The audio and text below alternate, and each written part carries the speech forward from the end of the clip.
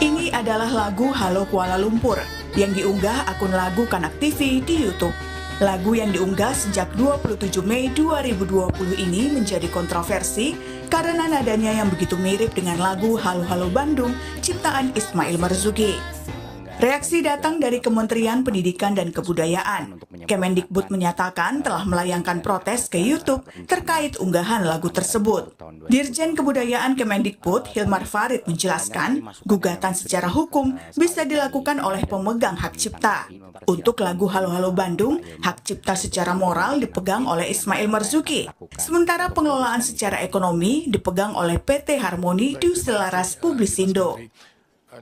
Meski begitu, Kemendikbud menegaskan siap mendampingi jika pemilik hak cipta ingin melakukan gugatan hukum. Hak ciptanya juga menurut Undang-Undang nomor 28 tahun 2014 pasal 58 masih ada pada Ismail Marzuki karena berlaku selama 70 tahun. Jadi kalau dihitung Ismail Marzuki wafat pada 25 Mei 1958, maka pelindungan terhadap hak ciptanya ini berlaku sampai 1 Januari 2029. Nah, kami juga siap kalau memang mau mengambil langkah hukum dengan kesaksian atau tenaga ahli ya yang bisa membuktikan adanya kesamaan substansial di antara kedua lagu tersebut, karena itu harus ada di dalam gugatan seandainya dilakukan. Mengingat Indonesia dan Malaysia sama-sama adalah negara pihak di dalam Konvensi Bern. Malaysia melalui Malaysia Copyright Act 1987, kita meratifikasinya melalui Kepres tahun 97. Jadi ini bisa ditempuh seandainya memang itu diinginkan. Terima kasih. Meski menimbulkan polemik di masyarakat, namun Kementerian Luar Negeri memastikan isu ini tidak mempengaruhi hubungan bilateral Indonesia-Malaysia. Juru bicara Kemenlu, lalu Muhammad Iqbal menyatakan, polemik lagu Halo Halo Kuala Lumpur bukanlah isu sensitif. Yang melakukan itu kan bukan pemerintah Malaysia, itu individu yang melakukan itu. Jadi sampai dalam tahap ini itu belum ada pertimbangan untuk mengangkat isu itu ke government to government isu gitu.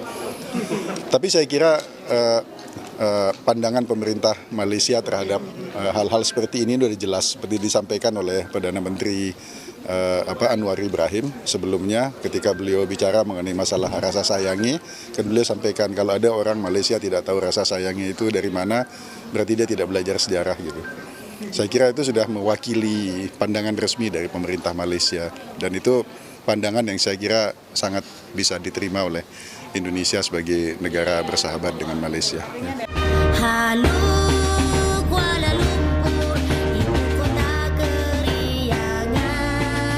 Lalu, seperti apa sejarah lagu Halo Halo Bandung dan apakah memiliki keterkaitan dengan Malaysia? Apa pula yang harus dilakukan dengan dugaan tindakan plagiat ini? Tim Liputan, Kompas TV.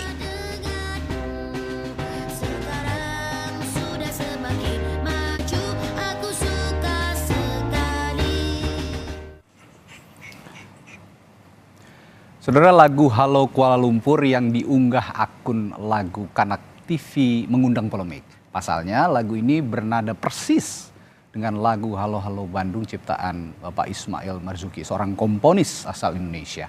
Protes sudah dilayangkan ke Kemendikbud, ke YouTube, lalu tindakan apa yang tepat untuk dugaan plagiat ini? Dan seperti apa pula sejarah lagu Halo Halo Bandung? Kita pagi hari ini akan membahasnya dengan sejumlah narasumber. Ada Duta Besar Republik Indonesia untuk Malaysia Hermono, Ketua Komisi 10 DPR RI Syaiful Huda, dan juga jurnalis sejarah dari Historia.id Martin Sitompul. Selamat pagi Bapak-Bapak. Selamat pagi Mas. Selamat Martin. Selamat pagi Pak Huda. Selamat pagi. Selamat Pak Huda. Pertama-tama saya akan ke Pak Dubes dulu nih. Pak Dubes, ini kan heboh-heboh di dalam negeri soal dugaan plagiat lagu Halo Halo Bandung. Tapi saya pengen tanya, masyarakat atau pemerintah Malaysia sendiri tahu nggak sebenarnya ada keberadaan lagu Halo Kuala Lumpur di sana? Saya coba tanya kepada teman-teman Malaysia dan juga tanya kepada warga Indonesia yang sudah lama di sini. Mereka tuh nggak tahu juga ada lagu Nggak itu. tahu. Nggak tahu juga loh ada apa. Jadi ini di Malaysia sendiri bukan hal yang populer lah gitu ya. Tapi mungkin karena ini menyangkut Malaysia lalu rame gitu ya. Gitu ya. Jadi so far tindakan apa yang sudah dilakukan KBRI Malaysia? Nah, kabarnya Anda juga sudah melacak akun YouTube yang mengunggah lagu Halo Kuala Lumpur ini ya Pak? Ya, sebelumnya saya ingin sampaikan dulu ya bahwa kita perlu menangani ini dengan ekstra hati-hati. Kita pernah punya pengalaman di akhir 2020. Waktu itu ada lagu Indonesia Raya yang diparodikan, lalu lambang Garudanya diganti dengan ayam begitu, ditayangkan di akun YouTube My ASEAN. Karena di YouTube itu ada gambar bendera Malaysia, serta-merta kita menuduh Malaysia gitu kan, wah ini pelecehan lambang negara, dan kita marah gitu. Tapi setelah diselidiki ternyata yang buat ini orang Indonesia. Orang Indonesia. Gitu, anak-anak umur 15 pekerja migran tahun. Ya Pak ya, kalau saya tidak salah ya. Ya, jadi kita ini nggak bisa serta-merta lalu menuduh Malaysia ini. Jadi kita menangani ini dengan kehati-hatian ya, jangan sampai kita gerusa-gerusu lah begitu ya, bahasa politiknya barangkali ya. Jadi kita sudah coba menelusuri ya, tapi kan kapasitas KBRI terbatas kan. Jadi akun lagu Kanak TV ini pengelolanya ada di India, pengelolanya ya. Tetapi kan kita nggak tahu siapa pemilik akun ini, siapa konten kreatornya dari lagu ini ya, yang membuat lagu ini. Nah ini yang kita perlu dalami. Kalau seandainya kita sudah dapat identifikasi bahwa yang buat adalah si A, dia warga negara Malaysia katakanlah ya. Lalu boleh kita melakukan tuntutan pelanggaran hak cipta ya. Tapi sebelum kita sampai ke sana kan kita perlu adakan suatu penyelidikan dulu ya, secara lebih hati-hati, dan itu dilakukan oleh memang institusi yang punya kompetensi untuk itu. Nah kita mohonlah instansi di Indonesia yang memiliki kompetensi untuk melakukan pendalaman siapa sebetulnya pemilik akun ini dan siapa konten kreatornya, baru kita dapat melakukan tindakan. Baik, saya ke Mas Huda. Mas Huda, tapi terlepas dari apa yang dikatakan Pak Dubes tadi, terlepas dari siapapun yang mengunggah lagu ini, sekarang kan concern kita memang kalau mengingat kasus-kasus seperti ini adalah menjaga warisan budaya dan karya bangsa, terlebih lagu Halo Halo Bandung ini kan diciptakan sudah cukup lama dan oleh komponis ternama, komponis legendaris ya, Pak Ismail Marzuki begitu. Tapi bukan hanya kali ini saja ini terjadi. Ada peristiwa tengok saja soal reog dan juga soal ragu rasa sayangnya yang sempat diklaim juga oleh Malaysia. Nah, catatan Anda untuk pemerintah, Mas Huda, soal ini bagaimana?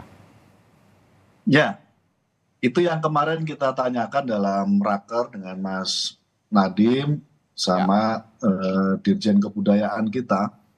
Memang jujur harus diakui ada suasana kerap kali ada klaim dari pihak Malaysia ya, terlepas di level masyarakatnya atau di level pemerintahnya, tapi ada fakta yang semacam itu, di mana seringkali pengajuan terkait dengan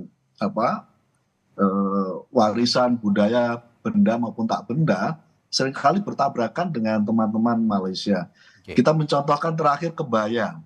Kebaya itu duluan akhirnya diajukan oleh Malaysia. Apa yang terjadi? Akhirnya kebaya yang kita telat mengajukannya ke UNESCO, akhirnya kebaya tidak lagi menjadi orisinil sepenuhnya warisan Indonesia. Jadi ada istilah warisan bersama. Nah kalau itu terus terjadi, itu yang berisiko ke depan. Nah saya merasa terlepas dari kontroversi ini, kita berharap pemerintah dalam hal ini Dirjen Kebudayaan terus memprioritaskan percepatan pengajuan warisan budaya Indonesia baik yang benda maupun tak benda kepada UNESCO, supaya tidak kejadian reog sudah keduluan, yang terakhir kebaya yang kita peringati kemarin di Istana itu sudah tidak lagi hari ini sebagai warisan sepenuhnya Indonesia dan beberapa yang lain. Itu yang pertama catatan saya. Jadi sekali lagi pemerintah jujur harus diakui telat dengan progresivitas teman-teman pemerintah Malaysia yang sudah mengajukan berbagai warisan budaya baik benda maupun tak benda. Itu yang pertama, Mas. Yang kedua, terkait dengan lagu ini, terlepas dari semuanya, lagu ini sebenarnya sudah di-upload sejak 5 tahun yang lalu sebenarnya. Iya. Sudah lama Sudah juga lama. Iya. Ini saya meyakini kalau toh dia berbasis di India, saya meyakini ini pasti warga Malaysia yang kebetulan berasal dari India menurut saya ya. Oke. Karena relatif dia tahu sentimen begini-begini itu agak kurang baik memang selama ini menyangkut soal klaim-klaim dan seterusnya ini. Nah karena itu kalau sudah 5 tahun yang lalu YouTube ini dan baru sekarang rame, menurut saya sekali lagi pemerintah menjadi penting betul untuk mulai hari ini mengidentifikasi dan memitigasi sebanyak-banyaknya supaya fenomena ini tidak terjadi. Yang ketiga saya pastikan Mas, ini sudah terjadi pelanggaran hak cipta karena ini penciptanya adalah Pak Ismail Marzuki. Apapun saya kira perlu diseriusi, pemerintah perlu memfasilitasi keluarga dari Pak Ismail Marzuki untuk memperkarakan ini, dan ini sebenarnya di mata saya sudah bisa masuk kepada ranah hukum. Baik. Sekarang kita akan masuk ke sisi sejarah. Saya akan bertanya ke Bang Martin Sitompul. Tapi sekarang ini Bang Martin bisa dipastikan ya berarti absolut lagunya Halo Halo Bandung ini memang punya Indonesia begitu ya? Ya, terima kasih Mas. Kalau memang kita mendalami liriknya dan bagaimana konteks sejarah yang mengiringi, Halo Halo Bandung ini memang lagu perjuangan.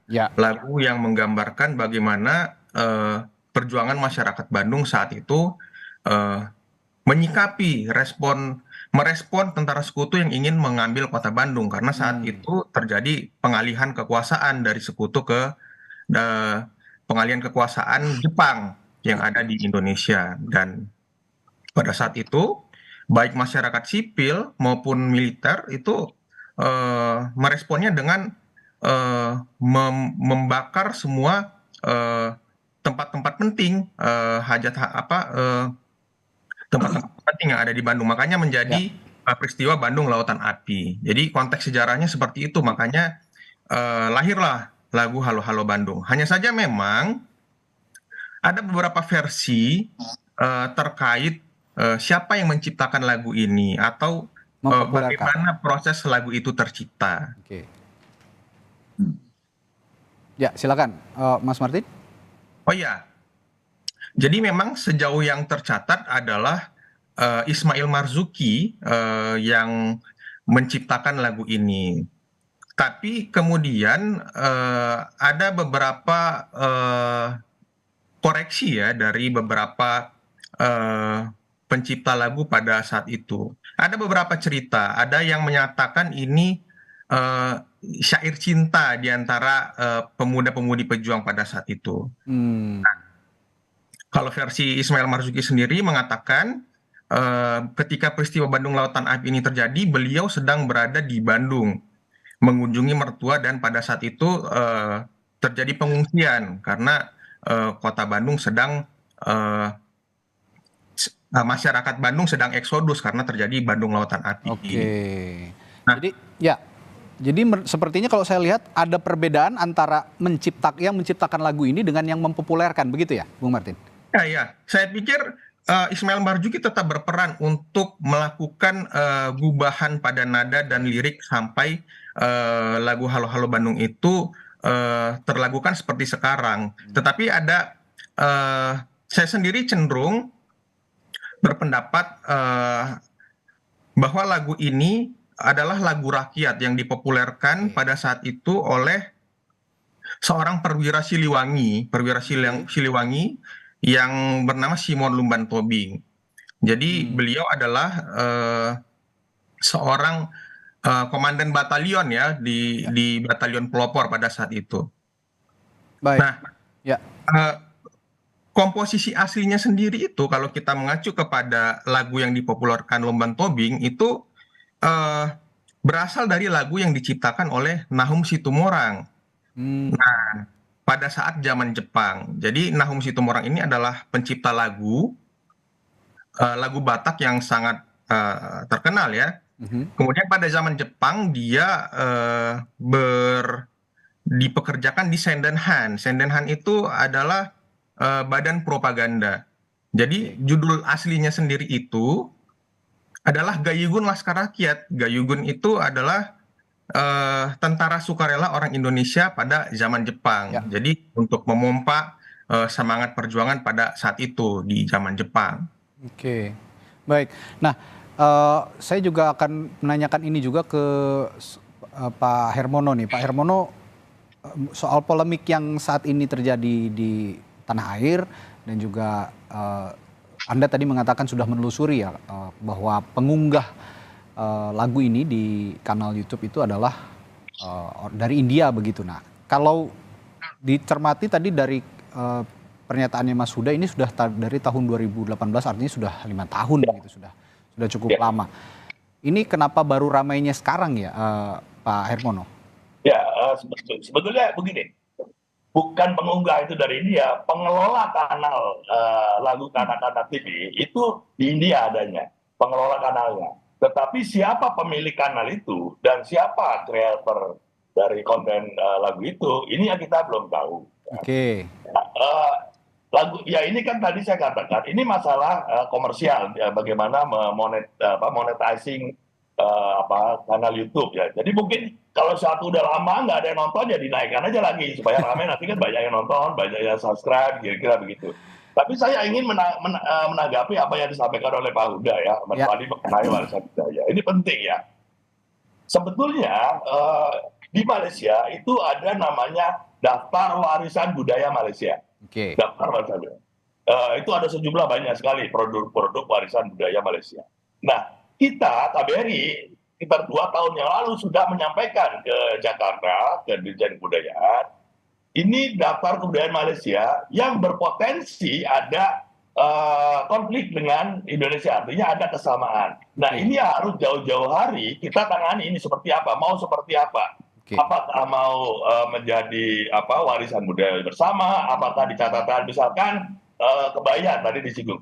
Misalkan didaftarkan sebagai kebaya Malaysia, nanti ada kebaya Indonesia, ada kebaya Singapura dan seterusnya. Ya. Jadi bagaimana mengelola yang kita sebut dengan warisan budaya bersama, share cultural heritage. Karena kita ini kan negara migrasi orang Indonesia ke Malaysia, itu sudah lama terjadi. Sebelum ada Indonesia, sebelum ada Malaysia.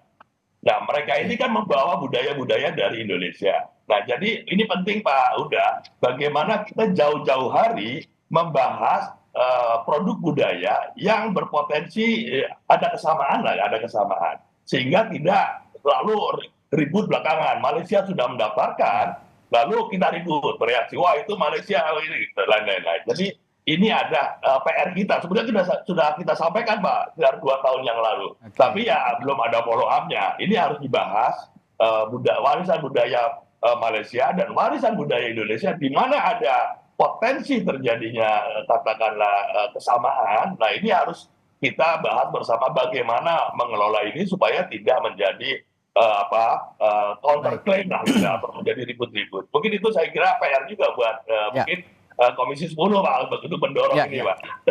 Ya, ini menarik juga soal share culture heritage ini sama warisan budaya bersama ini. Tapi yang sekarang sudah terjadi Pak Hermono kan ini sudah kadung ribut-ribut lah di dalam negeri, dan tuntutannya kepada pemerintah adalah ayo dong ajukan protes atau setidaknya mencolek pemerintah Malaysia, ini punya Indonesia loh. Nah, tapi kan tidak bisa juga langsung seperti itu. Nah, pertanyaan saya, langkah protes dari KBRI ini baru bisa dilakukan jika dalam kondisi yang bagaimana. Tapi Pak Hermono jangan dijawab dulu, nanti setelah jeda kita akan bahas lebih lengkap di Sapa Indonesia Pagi. Tetaplah bersama kami. Masih di Sapa Indonesia Pagi, masih membahas dugaan plagiat dari lagu Halo Halo Bandung yang dipopulerkan di Indonesia, kini diputar di kanal YouTube yang ada di Malaysia, berubah lagunya menjadi Halo Kuala Lumpur. Nah, masih bersama saya Dubes Republik Indonesia untuk Malaysia, Pak Hermono, lalu Ketua Komisi 10 DPR RI, Mas Saiful Huda, lalu juga sejarawan dari jurnalis dari Historia.id, Martin Sitompul. Saya akan sebelum pertanyaan ke Pak Hermono, saya ke Mas Huda dulu. Soal share culture heritage tadi, Anda ada tanggapan soal ini, Mas Huda? Ya, share culture heritage itu artinya harus diakui dalam beberapa hal itu kelemahan kita yang telat mengajukan itu kepada UNESCO. Itu semestinya bisa menjadi sepenuhnya warisan budaya kita. Ya. Itu yang pertama ya. Terima kasih Pak Dubes, Pak Hermono. Saya setuju dan kita apresiasi Pak Dubes dan teman-teman kedutaan besar kita di Malaysia sudah menulis menyangkut soal potensi konflik pengajuan itu yang sudah diajukan pemerintah Malaysia kepada UNESCO. Ini yang sudah sejak lama memang Pak Hermono, Pak Dubes, yang menjadi keperhatian kami di Komisi 10. Kita sudah lama menyampaikan kepada Dirjen Kebudayaan, Kemendikbudristek, untuk secepatnya membuat semacam skala prioritas. Karena kan setahun itu negara itu boleh mengajukan ke UNESCO kan hanya 1 atau 2 seingat saya. Nah pada konteks itu list yang disampaikan oleh Pak Dubes saya kira bisa menjadi agenda prioritas mana yang berpotensi konflik dan itu harus diajukan dulu. Saya mencontohkan misalnya Reok ya. Reok itu potensinya sudah mau diajukan oleh Malaysia gitu. Nah sampai hari ini kita belum mengajukan gitu. Pemerintah Indonesia belum mengajukan. Nah itulah menurut saya skala prioritas. Dirjen Kebudayaan memitigasi, memetakan mana yang berpotensi untuk lebih dulu didorong, diajukan kepada UNESCO, mana yang perlu ditahan karena tidak ada potensi konflik dengan Malaysia.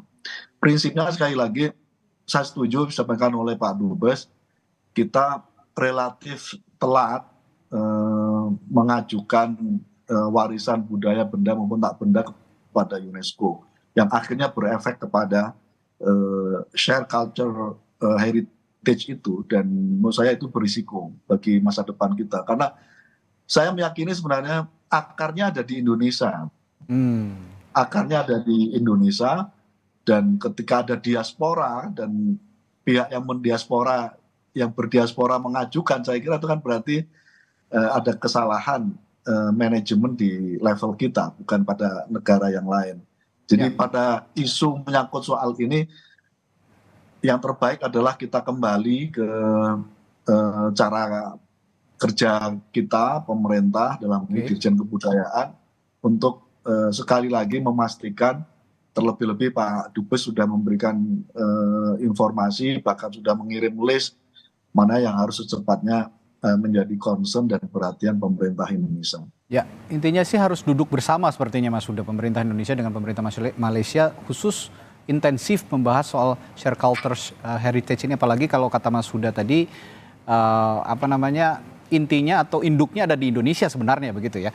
Nah, saya akan tapi gini Mas, saya nggak membayangkan diplomasinya kayak apa, mungkin Pak Dubes lebih paham. Kan sama-sama ingin mengajukan. Ya. Nah, menurut saya rame-rame begini ini kadang juga penting untuk ngasih warning ya bahwa jangan lagi loh begitu saja mengambil warisan budaya Indonesia gitu. Jadi saya nggak ngerti caranya seperti apa karena kalau bayangan saya kalau sama-sama duduk dan belum ada momentum yang bisa kita jadikan sebagai position bargaining ke pemerintah Malaysia, risikonya berat. Pasti akan begini terus. Ya, sebelum saya ke Bung Martin, saya akan bahas soal hak cipta juga nih nanti. Saya akan ke Pak Hermono juga. Tadi sebelum jeda saya menanyakan, ini kan sudah terlanjur rame-rame begitu Pak di dalam negeri begitu soal protes kepada pemerintah Malaysia soal ini. Nah, pertanyaan saya tadi, jadi langkah protes itu bisa dilayangkan KBRI jika kondisinya dalam kondisi seperti apa, Pak Hermono? Kita melakukan protes kalau kita sudah memiliki bukti, misalkan siapa ini yang membuat konten ini, gitu kan. Itu yang kita protes. Atau siapa yang pemilik dari akun ini, karena dia yang diuntungkan dari penayangan lagu ini, karena ini kan dimonetisasi. Ya. Jadi sebelum kita mendapatkan informasi yang solid mengenai siapa konten kreator dan siapa yang mengelola atau pemilik dari akun ini, maka susah siapa yang mau diprotes. Malaysia ini loh, pemerintah. Kan ini bukan dilakukan oleh pemerintah Malaysia ya. Ini adalah ulah individu. Jadi kita harus jelas dulu siapa yang mau kita protes. Nah, dalam konteks ini justru saya minta bantuan dari otoritas di Indonesia untuk melakukan pendalaman, untuk men-tracking lah ya, karena kita KBRI nggak punya expertise untuk itu, atau siapa saja lah yang punya. Nah, kalau sudah ketahuan, oh ini akun ini milik orang Malaysia, namanya si A atau perusahaan A, ini adanya di Malaysia, dia terdaftar di Malaysia, atau ini konten kreatornya si B, dia orang Malaysia, boleh kita tuntut ya. Sebelum sampai ke situ kan kita nggak bisa menuntut, siapa lagi yang mau dituntut gitu kan. Betul. Dari dunia maya ya, jadi lain dengan kalau kita bicara produk yang tangible, produk yang konkret gitu ya. Ya, tapi juga sepertinya harus segera dideteksi. Ini juga jadi perhatian khusus sebenarnya untuk pemerintah kita di sini untuk menelusuri, membantu Kedutaan Besar Republik Indonesia di Malaysia untuk membantu menelusuri siapa pemilik ini, individunya orang mana. Kalau memang orang Malaysia nanti kan juga bisa kita gugat begitu untuk diproses hukum. Dan jangan sampai nanti diam-diam tidak ada proses hukum, tahu-tahu sudah didaftarkan juga lagu Halo Halo Bandung oleh pihak Malaysia untuk jadi dunia mereka, milik mereka begitu. Nah, ngomong-ngomong soal hak cipta, saya akan ke Bung Martin. Kalau ngomong soal hak cipta, akhirnya dengan hak cipta lagu ini, apa yang harus dilakukan sebenarnya, Bung Martin? Ya, begini Mas, kalau lagu Halo Halo Bandung ini kan lagu perjuangan. Ya. Lagu perjuangan itu banyak pada saat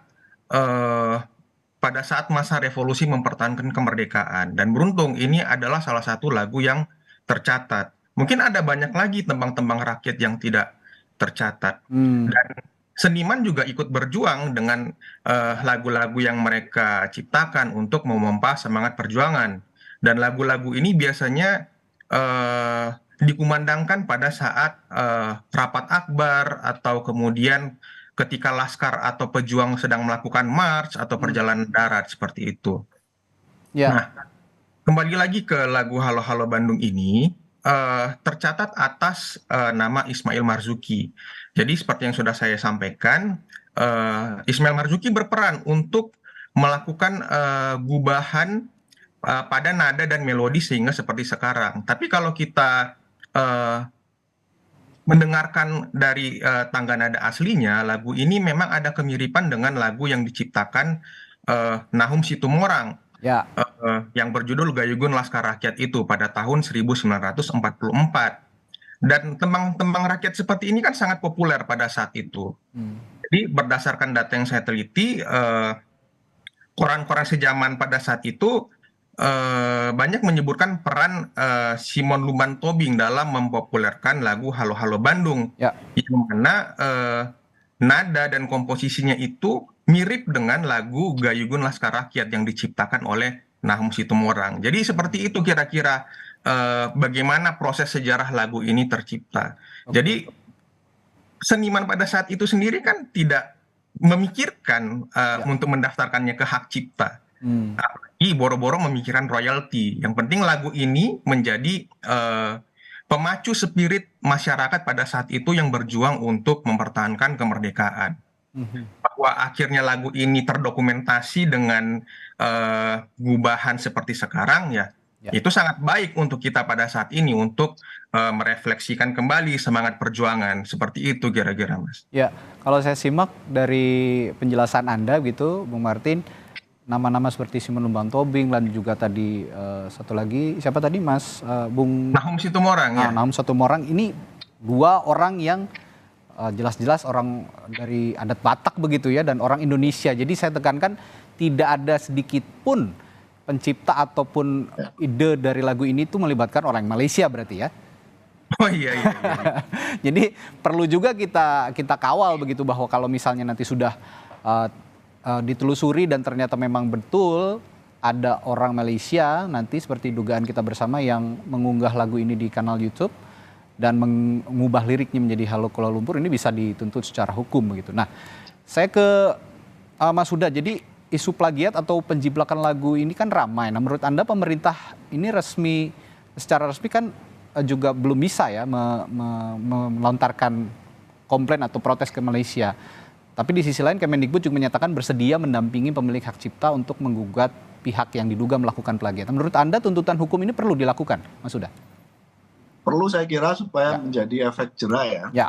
Bahwa ini menyasar swasta, individu, tidak langsung pemerintah Malaysia. Saya kira nggak masalah. Tapi kita bisa dari peristiwa ini mengirim pesan kepada pemerintah Malaysia. Karena potensinya ke depan pasti disampaikan oleh Pak Dubes tadi. Potensinya pasti akan ada lagi konflik pengajuan sejarah terkait dengan warisan budaya ini dengan Malaysia. Ya. Saya tidak tahu persis itu bocoran di Pak Hermono. Kira-kira ada berapa yang berpotensi konflik dengan Malaysia. Tapi paling tidak dari peristiwa ini kita mengirimkan pesan kepada Malaysia bahwa pemerintah Indonesia dan masyarakat Indonesia concern terkait dengan warisan budaya kita yang jangan lagi ada klaim dan lalu akhirnya ada berisiko ada warisan budaya bersama itu gitu. Karena sekali lagi kalau levelnya menjadi warisan budaya bersama ya artinya secara secara kesejarahan, secara otentisitas, originalitas kan akhirnya kita nggak dapat itu gitu. Baik. Itu yang pertama. Yang kedua saya ingin merespon apa yang disampaikan oleh Mas Martin. Saya setuju pengetahuan yang disampaikan tadi, telusur sejarah yang disampaikan saya kira menarik. Tapi kita pastikan bahwa hari ini tidak ada gugatan dari pihak siapapun terkait dengan hak cipta yang sekarang Halo-Halo Bandung ini miliknya Pak Ismail Marzuki. Nah pada konteks itu kita anggap clear dan dengan itu lalu kita minta supaya ahli waris dari Pak Ismail Marzuki sekali lagi kita dorong atas fasilitasi pemerintah untuk melakukan gugatan terkait dengan Halo-Halo Bandung yang diklaim dan dijadikan lagu di channel Kanak TV Malaysia ini. Baik, terakhir ke Pak Dubes, Pak Hermono. Ini kan bisa saja kalau kita ngobrol-ngobrol barusan, sementara analisisnya adalah dugaannya ternyata orang yang hanya cari sensasi atau cari subscriber atau social climber lah boleh dikatakan. Bisa saja begitu ya dugaannya, karena saat ini masih ditelusuri dan ini si pemilik akun berada di India begitu. Tapi karena sudah rame-rame ini seperti ini, imbauan untuk masyarakat Indonesia soal unggahan lagu ini, lagu Hello Kuala Lumpur ini, ada imbauan khusus, Pak Hermono? Iya, kita ini kan selama ini kalau ada kasus-kasus seperti ini, itu cenderung overreaction ya, lalu emosional gitu ya, seperti kasus yang saya bilang tadi di akhir 2020 ya. Jadi kalau ada hal-hal seperti ini, kita tuntut, oke, kita tuntut, mari kita tuntut, tetapi harus clear dulu, jangan emosinya dulu. Indonesia harus protes ke Malaysia. Ini Indonesia menjiplak. Ini kan ada semacam sentimen negatif gitu ya. Kalau sudah menyangkut Malaysia itu kok jadi overreaction, menjadi emosional. Ini ada apa? Saya kira ini yang isu besar yang harus kita benahi. Kita ini kan selalu bilang kita bertetangga, kita bangsa serupun, kita punya warisan budaya yang banyak kemiripan. Nah, harusnya kan kesamaan atau kemiripan budaya ini justru mempererat persatuan, mempererat kerukunan, bukan justru ini menjadi sumber konflik gitu ya, sumber pemecahan, jadi sumber friksi. Ini saya kira PR besar yang harus kita tangani karena kita ini negara bertetangga. Kita tidak bisa nafikan, kita harus berhubungan baik kan begitu. Gak bisa kita dengan tetangga musuhan terus saja hal-hal seperti ini. Jadi saya kira ada PR besar yang harus kita benahi bagaimana kita mengelola ini, masalah budaya ini, jangan sampai dia menjadi sumber friksi. Tetapi harus dijadikan bagaimana ini justru mempererat hubungan antara kedua negara. Karena kita saling memerlukan, saling membutuhkan, saling tergantung. Ya ini saya kira PR yang lebih besar, mengelola yang kita sebut shared cultural heritage ini supaya tidak menjadi sumber friksi lah, kira-kira begitu. Baik, tapi kalau saya klasifikasikan ini Pak Dubes, ini ada isu diplomasi, ada juga tapi isu budaya begitu yang harus kita jaga bareng-bareng begitu ya. Ya, mari kita kerjakan bersama. Nah, ini balik lagi berarti harus memang perlu didorong untuk duduk bersama. Nanti mungkin juga Mas Saiful Huda bisa menginisiasi kepada Kementerian Pendidikan dan Kebudayaan Indonesia bagaimana caranya kita bisa menjaga diplomasi dengan baik dengan Malaysia tanpa juga ada isu-isu budaya yang diklaim oleh orang-orang di Malaysia sana dan didiamkan oleh pemerintahan di sana. Baik. Dan ini tadi menjadi penutup diskusi kita pagi hari ini. Terima kasih Pak Dubes Republik Indonesia untuk Malaysia Hermono, lalu juga Saiful Huda, Ketua Komisi 10 DPR RI, dan juga Bung Martin Situmorang dari Historia, maksud kami Martin Sitompul dari Historia.id. Mohon maaf Bung Martin. Selamat pagi Bapak-Bapak, terima kasih, sehat selalu. Sampai jumpa lain waktu.